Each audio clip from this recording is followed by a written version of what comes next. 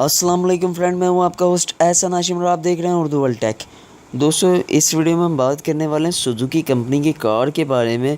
Suzuki company ने एक सस्ती तरीन कार लॉन्च करी है। इस वीडियो में हम यही बात करने वाले हैं। तो दोस्तों, उससे पहले आप मेरा चैनल सब्सक्राइब कर लीजिए, क्योंकि मैं डेली आप लोगों के लिए टेक्नोलॉजी से रिलेटेड अपडेट्स लाता रहता हूँ। तो चलें स्टार्ट करते हैं।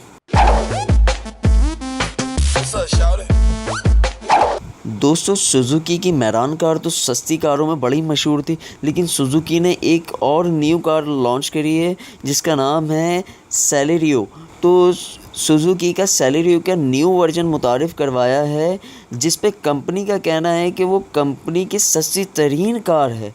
लेकिन सेलेरियो के उन्होंने काफ़ी सारे वर्जन्स मुतारिफ़ कराए हैं और उसकी जो डिज़ाइन है उसमें भी इम्प्लीमेंट किया है और उसकी टेक्नोलॉजी भी अपडेट करी है।